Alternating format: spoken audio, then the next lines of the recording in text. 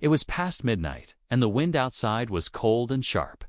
Mark sat alone in his small corner store on the edge of town. The heater buzzed softly, and a dim yellow light glowed above the counter. Snow fell quietly outside, covering the ground.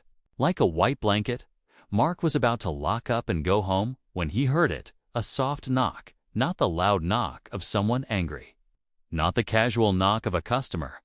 This knock was weak, slow, almost shaking. He looked up, surprised. There was no one at the door. Then it came again, but this time from the large side window. Tap, tap. Mark walked slowly toward the glass, unsure what he would see. His heart beat a little faster. The snow outside made everything look like a dream, but what he saw made him freeze in place. There, standing in the snow, was a small alien girl. Her skin was pale with a light lavender glow.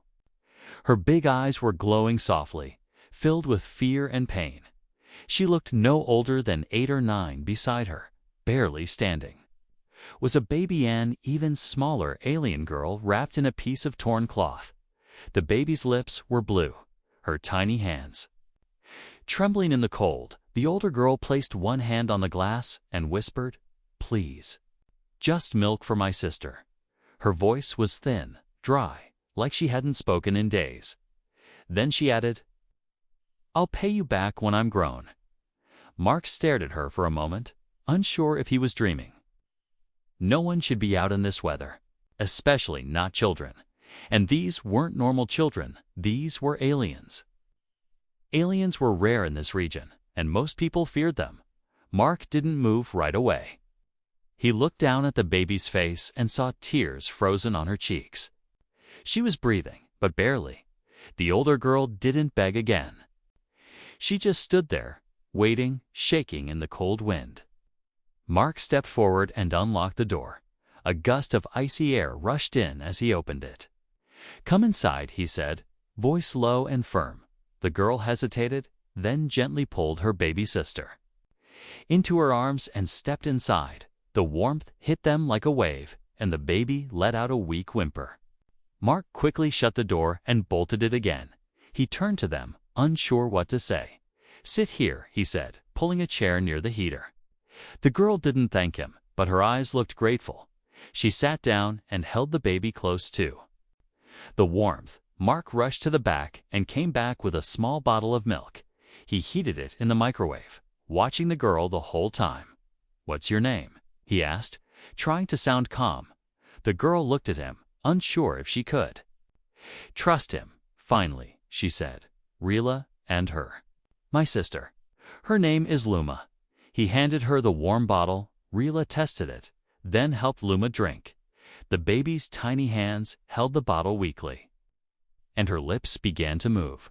A few moments later, a soft sucking sound filled the room. Mark felt something tight in his chest loosen. "They're looking for us," Rila said quietly. Mark looked up. "Who?" She didn't answer, just hugged her sister tighter. The store was silent, except for the sound of the heater and the baby drinking. Mark looked at the window and saw the snow piling up. Something didn't feel right. This wasn't just two lost kids. This was something more, something dangerous. "Are you hurt?" he asked. Rila shook her head, but he saw red marks on her arms, fresh, deep, almost like burns. "Who did that to you?" Again, silence. Mark stood and walked toward the door, checking the locks again. Something in him had changed. He wasn't just helping out of kindness anymore. He felt protective, angry, and suspicious. Outside, in the dark, something moved. He saw a shadow flicker past the window, his breath caught in his throat. Whoever had hurt these girls might be close, might be watching. He turned back to Rila. "You're safe here for now," he said, "but you need to tell me everything. Starting now." Rila looked up, her face lit by the soft yellow glow of the heater. She hesitated, then nodded, and as she opened her mouth to speak, a loud thump came from the back door. Mark reached for the old blaster he kept under the counter. He knew this night was far From over Rilla froze, the warm bottle of milk still in her hand. The baby let out a soft gasp. As if sensing danger through the walls, Mark turned toward the back door, his hand tightening around the old blaster hidden under the counter. Another thump followed, heavier this time, like someone testing the frame. The back door was locked. But the look in Mark's eyes said that might not matter for long. Rilla quickly pulled Luma into her lap and backed away from the heater. Her glowing eyes flicked toward the ceiling, then the walls. She was looking for a place to hide. Mark noticed and pointed to the storage room behind the cereal shelves. "Go," he said sharply, not yelling, just firm like a soldier before a storm.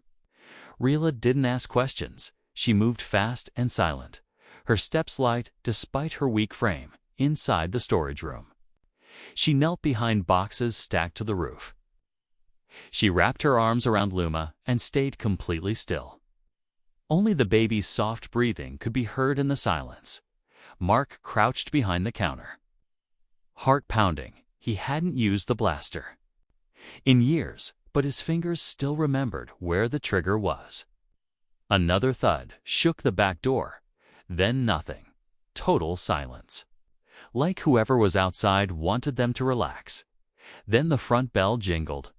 Mark's blood went cold. He had locked the door, hadn't he? But when he stood and peeked above the counter, he saw the impossible. 3 tall figures in dark coats stood just inside the store. Their skin grayish blue, their eyes like glass marbles. They hadn't come through the front. They had appeared transported. Or teleported zither syndicate, Mark thought. The tallest one stepped forward. Looking around with a calm smile, "Good evening," he said in a smooth, deep voice. "We're looking for 2 escapees." Mark didn't answer. He knew that saying the wrong word could mean death. He had heard rumors about the zithers. Tactics, how they used children as bait, how they branded the ones they owned. The second man walked toward the heater, sniffing the air. "Someone was just here," he said. Kneeling by the chair Rilla had used. "She was here," he added. Brushing a glowing hair from the cushion, Mark felt a bead of sweat roll down his temple. "She?" he asked, trying to sound confused. The first man looked back at him, eyes narrowing. "We tracked her to this location." The third figure spoke for the first time. He held a small device with a blinking light. "We're not here to hurt anyone." The leader lied smoothly. "We just want our property back." Mark's fingers flexed around the grip of the blaster. Property, the word made his stomach turn. He tried to buy time. "I haven't seen anyone," he said. "Just snow and silence." The leader didn't look convinced. He nodded toward the door, and one of the others walked toward the back room. The room where Rilla was hiding. Mark felt the air shift. He couldn't let them reach her. "I'll have to ask you to leave," he said suddenly, voice stronger now. The leader turned to him again. "Will you stop us?" he asked, amused. Mark slowly raised the blaster and pointed it at the center of the man's chest. "If I have to," he said. The air froze. No one moved. Then the leader raised a hand, signaling his men to stop. "Very well," he said slowly. "We won't push tonight." He placed a small, round device on the floor. "Just a tracker," he added, "in case you remember something." They turned and walked out like ghosts, fading into the night air just as strangely as they had come. Mark didn't move for a full minute, waiting to be sure they were really gone. Then he locked the door again and walked to the storage room. Rilla looked up from behind the boxes, her face pale. "They were here," she whispered. "They were," Mark said, "but they're gone. For now." She held Luma close, the baby finally sleeping. "They'll come back," Rilla said, her voice full of truth. "Not fear." "Yes," Mark replied. "So we can't stay here." He looked out the frosted window into the snowy night. "I hope you can run," he added. "Because we're leaving before the sun rises." Rilla didn't argue. She nodded, tired but ready. She knew the chase had only just begun. Mark drove through the snowy road. headlights cutting across the falling flakes like slow-moving stars. The store was far behind them now. A glowing dot swallowed by darkness, Rila sat quietly in the passenger seat, holding Luma close. The baby was wrapped in an emergency blanket, still warm but weak. Mark glanced at them. Then, back at the road, the silence stretched between them like a wire ready to snap. He needed answers, not just for his own safety, but for the girls.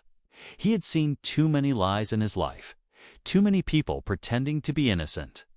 But Rila didn't look like she was pretending. She looked broken. "I need to know what's going on," Mark said, his voice calm but firm.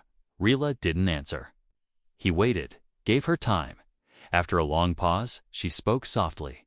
"They call us property," she whispered, "but we were born free." Mark frowned. "Who are they?" Rila didn't look at him, only stared at the snowy fields passing by the window. "The Zither Syndicate," she said. "They took me when I was 5. Mark tightened his grip on the wheel. "I was sold at the Black Ring," she continued, "to a mining colony.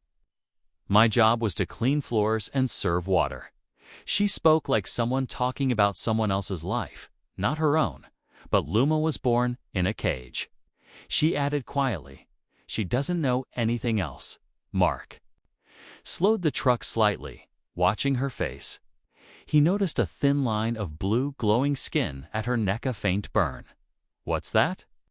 he asked. Rila reached up and touched it. Her fingers trembled.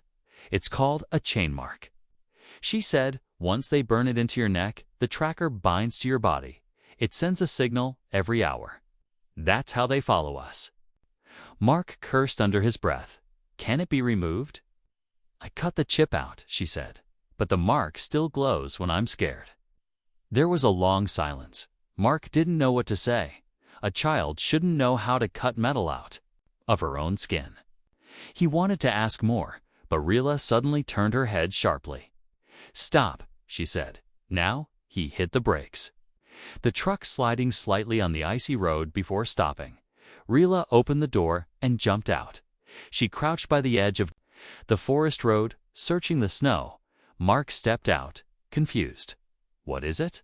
She pointed. In the snow were fresh tracks, not from them, and not human. Long, clawed prints, too wide, too deep. "They've released a hunter unit," she said. Mark looked at her. "You're sure?" She nodded. "It smells like ozone." "And metal," she added, "and there's no sound. Even the wind is holding its breath."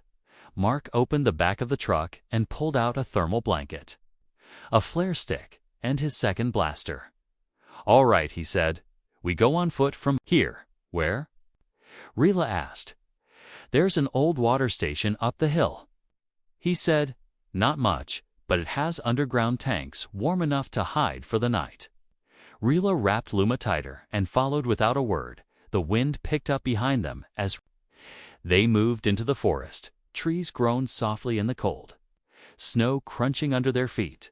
Mark kept checking the shadows, every shape twisting like something alive. After 20 minutes, they reached the abandoned water station. It was half buried in snow, but the metal hatch still worked.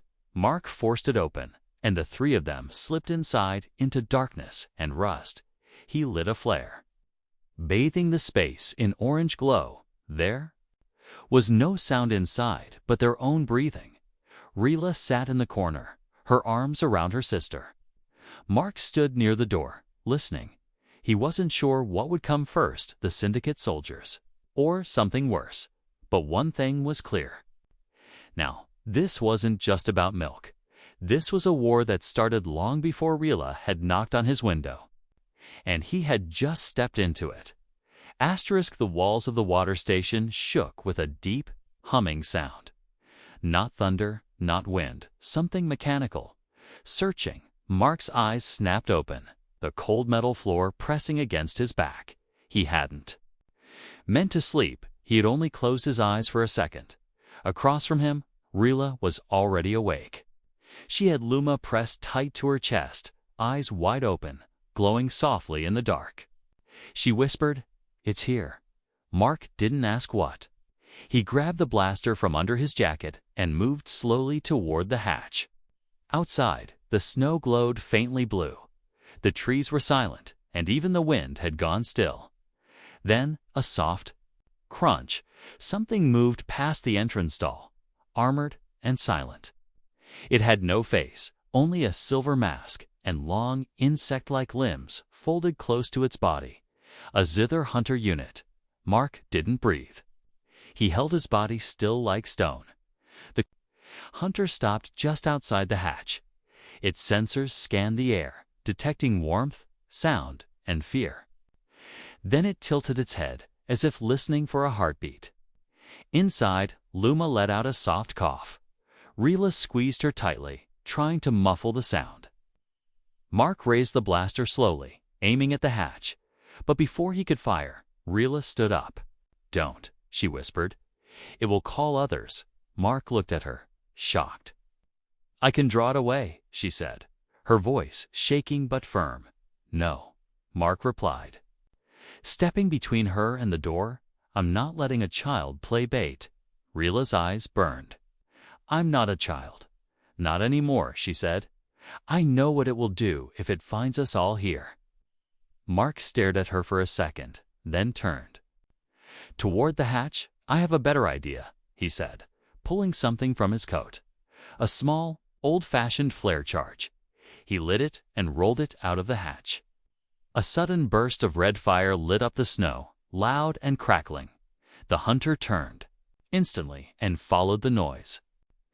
Drawn away, Mark shut the hatch and locked it, breathing hard. "We don't have long," he said. "They'll know someone's helping you now." Rila nodded slowly. "I didn't think anyone would," she said, voice low. "Most don't," Mark replied, reloading his blaster. "But I'm not most." They waited an hour in the cold dark. Then Mark led them up through a hidden side exit.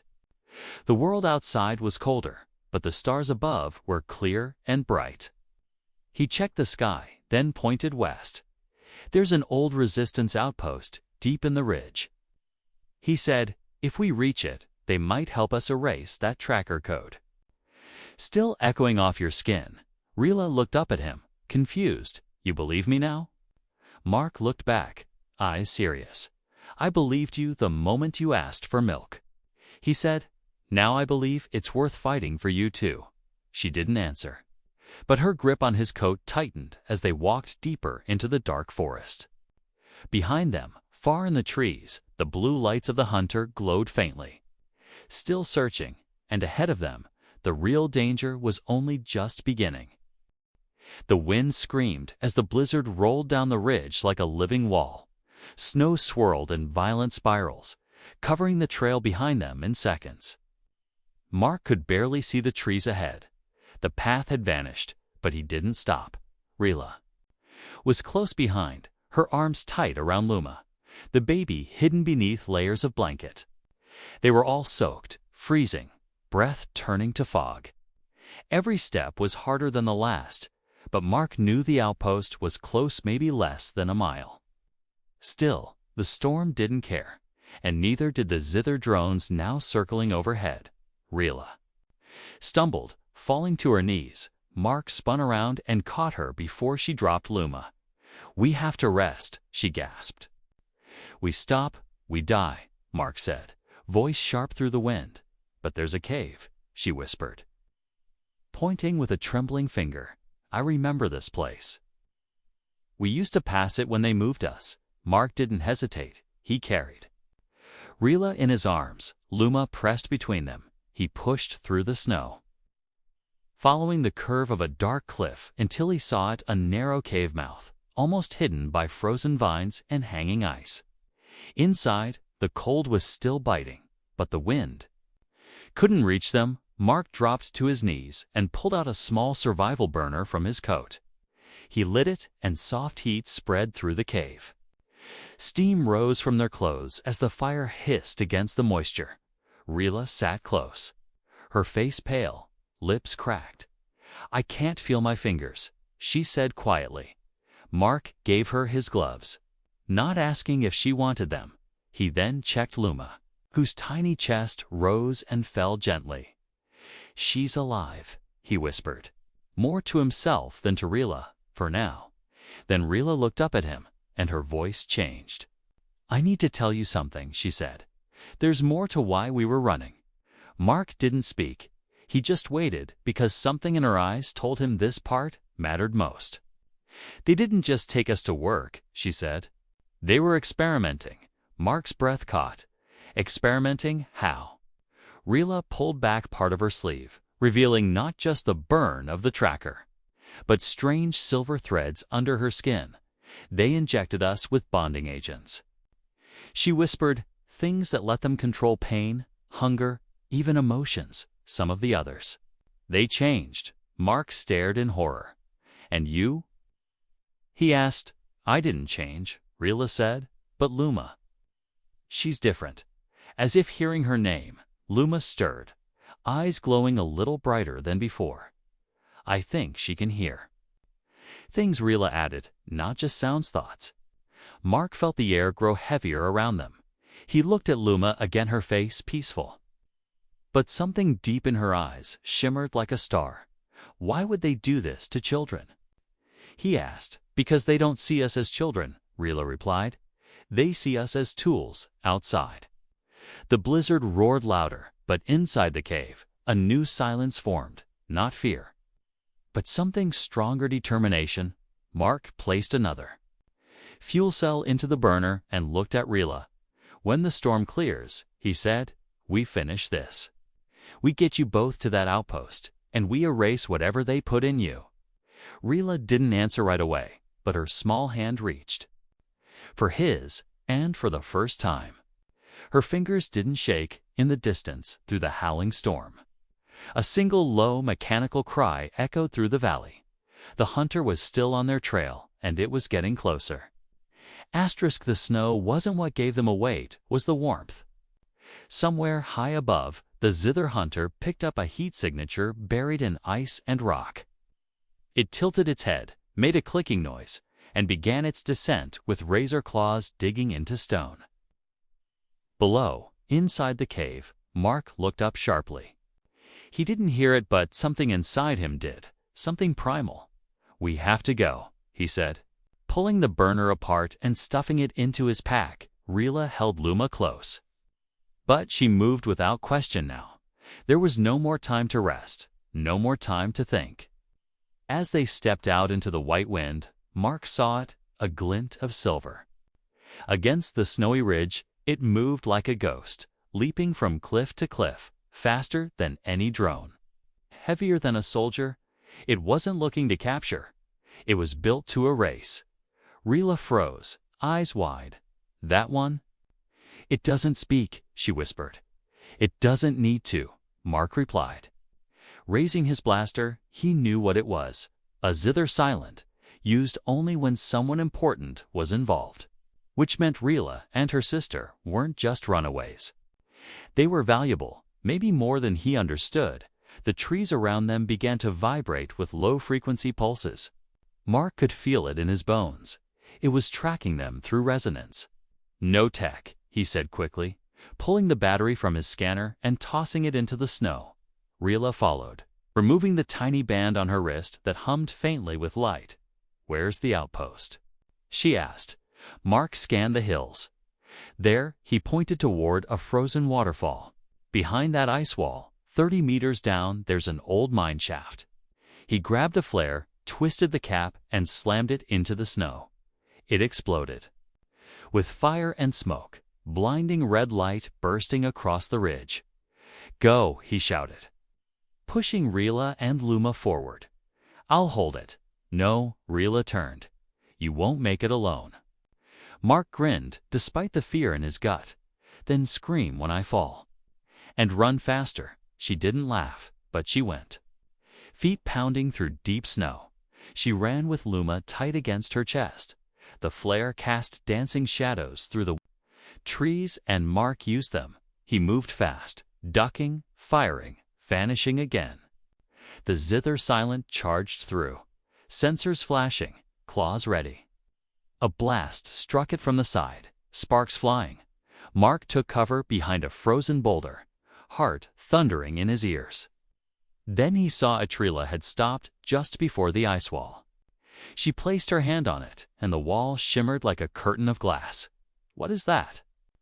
Mark shouted, ducking another swipe from the hunter. "It's not ice," Rila called back. "It's memory glass-coated to our genes." With a deep breath, she pressed her hand again. The wall cracked, then slid open silently. She stepped through and vanished with Luma into the dark. Mark turned, face to face with the charging Silent. He fired his last blast right into its central core. The creature howled, then exploded in a spray of metal and black fluid. Smoke rose in the snow as Mark dropped to his knees. His hands shook, his lungs burned, but he smiled. "Still got it?" he muttered. Then stumbled toward the shimmering wall. It scanned him, paused, then opened. He stepped into the outpost, coughing, and collapsed to the ground. Rila ran to him, dropping to her knees. "You said you'd hold it." "I did." He smiled weakly. "And now," he whispered, "it's your turn." In the silence of the ancient mine, old lights blinked to life. The hidden systems began to hum again, and somewhere deep inside, something or someone was waiting for them. It started the same way it had all begun, with milk. But this time, it wasn't begged for. It was poured gently into a warm glass, resting on a metal table inside a forgotten human outpost, now glowing with life. Rila sat beside her sister, who was finally breathing steady, her cheeks no longer blue. Luma's glowing eyes slowly blinked open, and a soft coo escaped her lips. Mark stood across the room, bandaged and tired, but still standing. He had survived. They all had. The old resistance systems had come online the moment Rila stepped through the memory glass. They had recognized her blood, her gene signature, because long ago her mother had fought beside humans, a rebel, a healer, a name buried by the zither, and now her daughters had returned to the same place she once called sanctuary. "Why didn't you tell me your mother was one of them?" Mark asked. Leaning on the table, Rila looked down, brushing her hand through Luma's soft hair. "I didn't remember," she said softly. "But the outpost remembered me." The lights flickered, and a hidden panel in the wall opened, revealing a long-forgotten database. Names, records, faces, resistance fighters from 2 generations ago. And there she was, Rila's mother, holding a baby in her arms. Mark stared, his eyes wide. "That's you," he whispered. Rila nodded, tears gathering in her glowing eyes. "She died protecting others," she said, "and I was taken." "Eh?" Deep silence filled the room, but it wasn't empty. It was full of memory, truth, and a quiet kind of power. Suddenly, the screens around them lit up, coded messages, blinking beacons. Rila moved to them quickly, her hands gliding over controls she'd never been taught to use. The system responded like it had been waiting for her all along.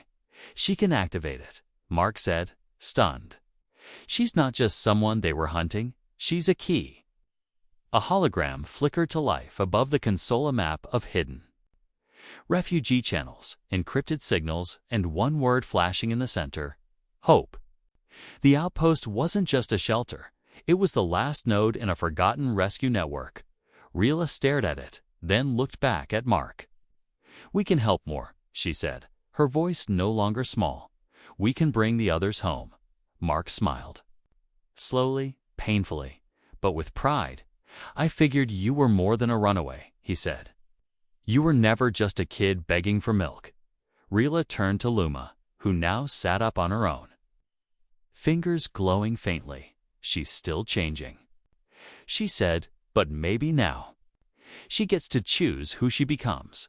Mark walked to the door, staring out into the snowy world beyond.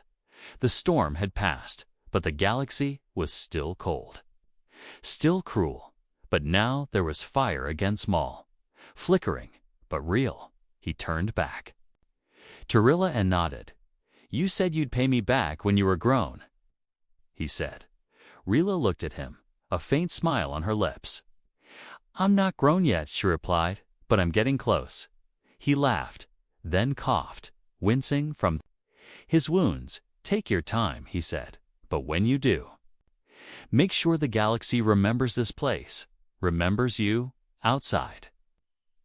The first sunlight broke through the clouds, shining over the snowy ridges and deep underground. The lights of the outpost glowed brighter signals pulsing out across space, calling others who were still running, still hiding, still hoping, and somewhere. A tiny voice whispered across the dark, "Just milk for my sister, please."